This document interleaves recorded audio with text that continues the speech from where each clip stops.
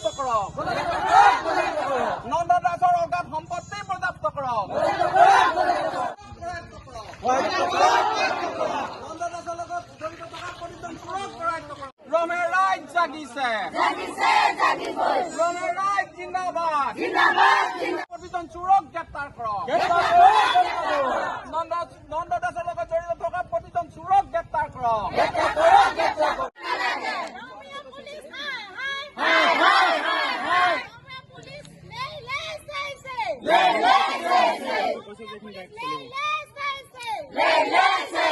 ৰমেশ ৰাইজ জাগিছে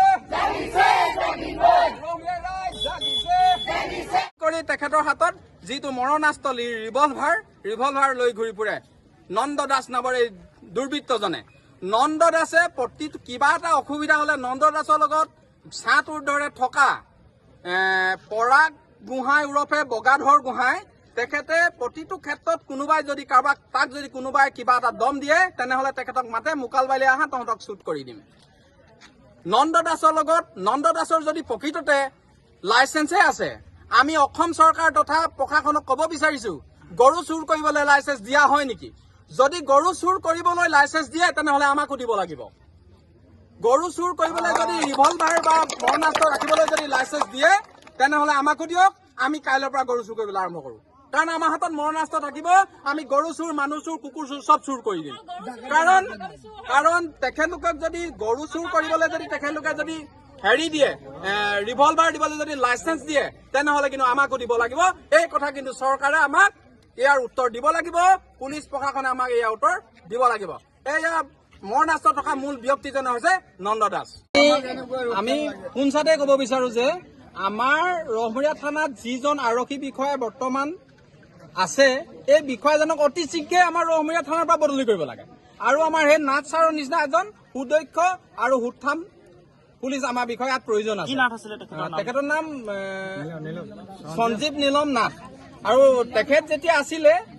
তেখেত থাকোঁতে আমাৰ এই অঞ্চলটোত মদ জুৱা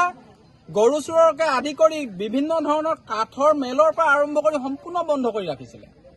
অবৈধ যিকোনো বস্তু তেখেতে কিন্তু বন্ধ কৰি ৰাখিবলৈ সক্ষম হৈছিলে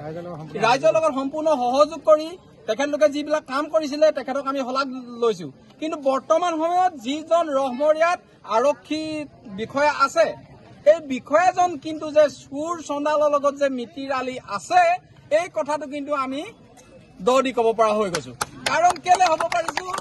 মানে আজি 62 ঘণ্টা অতিক্ৰম কৰাৰ পিছত তেখেতলোকে যে চুৰ বিলাকক কৰায়ত্ব নকৰি ৰক্ষণাবেক্ষণ দিয়া পৰিলক্ষিত হৈছে এই চুৰক কৰায়ত্ব নকৰি ৰক্ষণাবেক্ষণ যদি কৰা হৈছে তেনেহলে আমি পুলিচৰ পৰা আমাৰ কি আস্থা থাকিব আমি প্ৰশাসনৰ ওপৰত আস্থা ৰাখে আমি ভালকৈ ঘৰত শুব বিচাৰো যদি ৰক্ষকে যদি ভক্ষকৰ ৰূপ ধাৰণ কৰে তেনেহলে আমি কাৰ ওপৰত আস্থা ৰাখিম পুলিচ প্ৰশাসনৰ ওপৰত ৰাখিম নে অন্য ৰাইজৰ ওপৰত ৰাখিম আমি আমাৰ ৰহমৰীয়াত প্ৰতিটো জ্বলন্ত সমস্যাৰ লগত আমি